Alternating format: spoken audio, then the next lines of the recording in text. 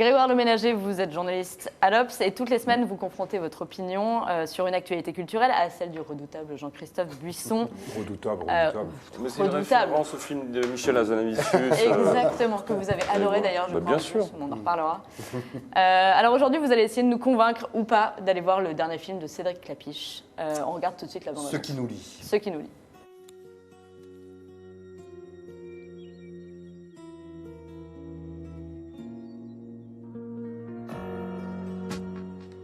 Quand j'étais petit, tous les matins je regardais par la fenêtre et je me disais, tous les matins ça change. Un jour puis 100 puis 1000 et des ailes dans les yeux. Fuis la route, suis le fil. J'ai eu envie de faire le tour du monde. Du soleil dans mes cieux. Et voilà, j'ai fait le tour du monde. Jean? Jean? C'est pas vrai. Tu sais combien de temps ça fait que t'as pas donné de nouvelles? 4 ans et 11 mois. Putain, Juliette, ça fait des mois qu'on s'occupe de papa, qu'on s'occupe du domaine, qu'on s'occupe de tout. Et lui, il est là, il vient. Quoi, moi, quoi? Mais qu'est-ce que tu connais à ma vie, toi? Ah, mais parce que là, on est d'accord, je connais rien de ta vie. Raisin rouge pour médaille, une bataille. Parfois, je me dis que je suis plus parti pour fuir. Mais t'es revenu. Quand le voyage m'en lave, L'amour, c'est comme le vin. ce qui nous lie est là. Faut du temps. Ça donne pas envie de rester là, tout ça?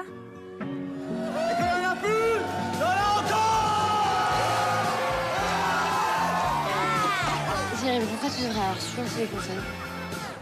Qu'est-ce que... Vous êtes là à me regarder avec vos grosses couilles. Ouais, j'ai pas entendu, là. Wow, c'est pestifouille, là, partout. Poup, poup, poup, poup, ça pétard dans les papilles.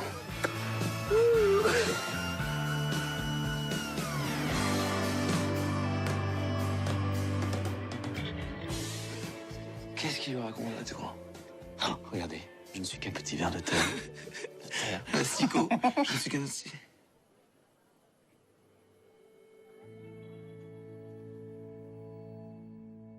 On va se boire un coup.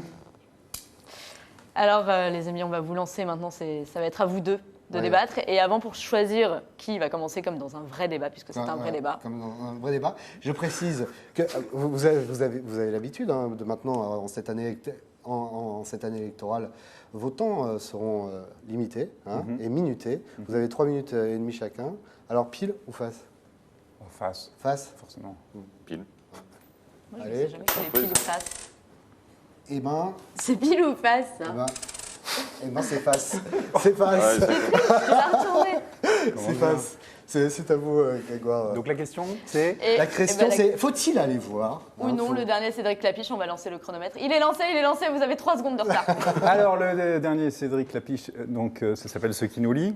Et non, écoutez, franchement, moi Cédric Clapiche, moi j'ai beaucoup aimé ses premiers films, vraiment, vraiment beaucoup. C'est-à-dire qu'un air de famille, pour moi c'est un chef-d'œuvre. Je l'ai vu voir 25 fois, je l'ai revu il y a peu de temps, je trouvais ça merveilleux. Même Chacun cherche son chat, il y a quelque chose de très, très joli là-dedans. Après, j'ai un peu décroché et là j'ai essayé de raccrocher, mais non, c'est pas possible, quoi. Donc ça se passe dans un beau domaine viticole en Bourgogne. Donc on a des images qui ressemblent on a vraiment l'impression d'assister à un très très long spot publicitaire pour les beautés secrètes de la région Bourgogne, avec des plans sur les vignes. Pourquoi j'étais sûr que vous alliez dire ça? En été, On est à sorti de l'automne. Paris, donc ça y est, Grégoire Leménager, c'est un film qui sent le rance, le renfermé, j'ai la pas vieille dit- j'ai pas France. dit ça, Mais non. si, mais Non, j'ai pas dit on ça, l'entend, j'ai votre pas dit petite ça. musique. Alors, Déjà. non, mais non, vous vous trompez. Non, je trouve justement, je trouve que le film, j'avais peur d'une espèce d'apologie vraiment béate du retour à la tradition, avec l'idée que le bonheur est dans la vigne et tout ça. Et en fait, le film est beaucoup plus malin que ça, de ce point de vue. Donc il évite cet écueil-là. Et le scénario, ma foi, le retour de ce garçon qui est parti depuis 10 ans en Australie, qui revient, son père est mort, il doit... Son père va mourir, il veut assister avec qui il avait des relations très tendues. D'ailleurs, il est parti en Australie parce qu'il était un peu brouillé avec son père. Et il se dit, c'est trop dommage de ne pas saluer une dernière fois mon père au moment de mourir. Et il découvre que son frère et sa sœur ont récupéré la propriété familiale, et puis il va leur donner un coup de main, et puis il va se prendre au jeu alors qu'il a une famille en Australie, et puis se poser la question de rester ou de ne pas rester.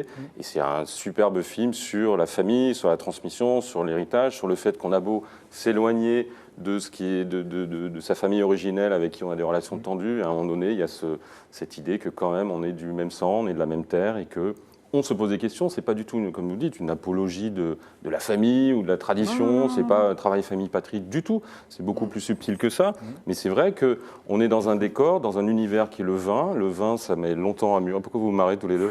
On se marre parce qu'on vient d'avoir Personne ne nous dit rien dans l'oreille. On vient d'avoir les sujets philo, et en S, c'est peut-on se libérer de sa culture, et je vois que ici, on n'y arrivera pas. Non, mais c'est vrai que c'est une photographie de cette France de province traditionnelle où on continue à se transmettre des gestes, des attitudes qui ne correspondent pas évidemment à la boboterie parisienne où on aime bien être entre Saint-Germain-des-Prés, traîner au flore et raconter des histoires dans des appartements de 12 mètres carrés sans intérêt. Mais d'ailleurs, ce qui est bon signe, c'est que ce que Patrice Lecomte appelait le triangle des Bermudes, c'est-à-dire les Inrecuptibles, Télérama et Libération, n'ont pas aimé le film. J'ajoute un peu l'Obs, un peu Le Monde, un peu Eric Nehoff. Un peu Eric Nehoff du Figaro. Mais voilà, parce que tous ces films qui sortent de Paris, qui font respirer et qui sont ce que les Anglais appellent des feel-good movies, parce qu'à la fin, vous êtes un peu ému par cette histoire, parce que justement, on n'est pas ému, c'est ça le problème. Le scénario, vous êtes un cœur sec, Grégoire, parce que non, Christophe, soyons sérieux. Le scénario tel que vous l'avez résumé, il est pas mal du tout, il n'est pas inintéressant. Il est coécrit par Santiago Amigorena, qui n'est pas le meilleur romancier du monde par ailleurs, mais bon. Ouais, non, c'est pas le meilleur romancier du monde, d'accord. Mais peu importe, enfin, le scénario, honnêtement, il est pas mal. Les trois acteurs qui jouent, les deux frères et la sœur, sont très bien. Pio Marmaille, François Civil et Anna Girardot. Et le problème, c'est que, non, je suis désolé, ce n'est pas émouvant, les moments qui devraient être drôles ne sont jamais très drôles. Il y a quelque chose de très mou dans le film. Moi, honnêtement, j'aurais bien aimé m'intéresser à ces personnages. Ils ont des problèmes pour payer les droits de succession, la galère pour faire les vendanges et tout, ça pourrait être passionnant, mais vraiment passionnant, ça m'intéresse énormément. J'aime beaucoup la scène de fin des vendanges, mais c'est ennuyeux, ils filment tout de la même manière. Pas du tout. Mais si, le problème... D'abord, c'est 4 saisons qui sont filmées différemment. Donc, pardon, mais quand vous avez de la neige, c'est pas tout à fait la même chose que vous avez une lumière qui n'est pas celle de la Provence, mais comme une très belle lumière au matin. Alors évidemment, vous n'aimez pas parce que c'est la campagne, mais en l'occurrence, c'est magnifiquement filmé. Il y a une superbe photographie. Et Cédric Lapiche, et ça, vous ne pouvez pas dire le contraire, parce que je suis sûr que c'est ce que vous aimez, Cédric Lapiche, c'est sa façon de filmer des groupes. Alors là, ce n'est pas des groupes d'amis, c'est des groupes familles, mais à un moment donné, il y a une scène de fin de vendange dans des caves une séquence qui dure 5-6 minutes, où tout le monde picole, qui est magnifiquement filmé, qui vous donne envie d'aller directement dans cette région, à Beaune, et participer à ça, et qui vous entraîne dans cet univers. Et ça, Lapiche, il sait vraiment magnifiquement filmer les groupes ensemble, et là, c'est un groupe familial. Alors, c'est peut-être parce que c'est un groupe familial que vous trouvez ça moins intéressant qu'un groupe amical. Pas du tout, je dis que j'adorerais un air de famille. Je trouve que non, mais ce que je veux dire, c'est que la famille, c'est pas la même chose que les amis. Et que les amis, les relations... extrêmement bien filmées par Clapiche dans un air de famille. Extrêmement bien. De manière très très fine, et pour le coup c'était très émouvant, c'était très drôle, il y avait quelque chose de très cruel. Là le problème c'est que le film est quand même plombé par des bons sentiments. C'est-à-dire que qu'est-ce qu'il nous dit le film? Le film nous dit une chose, c'est c'est terrible, les gens qui s'aiment ne savent jamais trop comment se le dire, et il ferait mieux de se le dire et tout irait mieux. C'est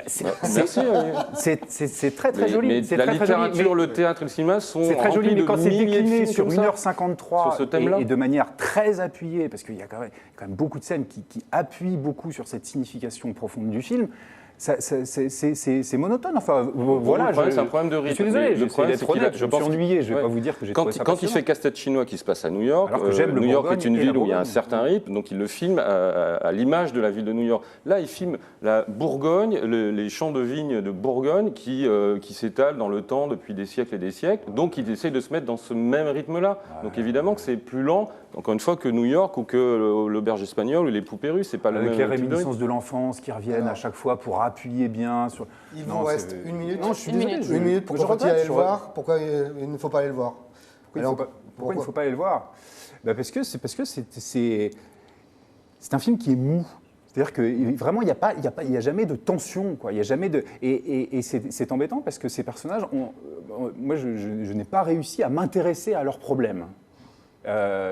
Alors que ça devrait être intéressant. Enfin, vraiment, la manière dont on fabrique du vin, les difficultés des viticulteurs d'aujourd'hui, la complexité des rapports entre frères et sœurs, ce sont des sujets qui me passionnent, contrairement à ce que vous pensez, qui m'intéressent beaucoup. Et le film ne nous dit rien là-dessus. Moi, je trouve que c'est un film qui ressemble à ce que fait Clapiche, mais avec le courage de sortir encore une fois d'une zone urbaine et des rapports d'amitié pour aller à la campagne et des rapports familiaux. Et je trouve que ce qu'il dit sur les rapports entre frères et sœurs au sein d'une fratrie et avec son père, que ce soit qu'on soit sa fille ou son fils, est absolument magnifique et universel et éternel, et que simplement le cadre général qui est donné ne vous a pas plu, parce qu'encore une fois, c'est de la verdure et c'est lent, et c'est moins rapide que Paris. C'est faux, c'est faux. Et on voit bien que c'est ça. Mais c'est pas ce que dit le film. C'est fini. Merci. Les internautes se font une idée. Alors, je crois qu'on a une... Ouais, alors il y a Julia sur Facebook qui dit que la fratrie selon Clapiche, c'est l'amour est dans le pré revisité par un bobo.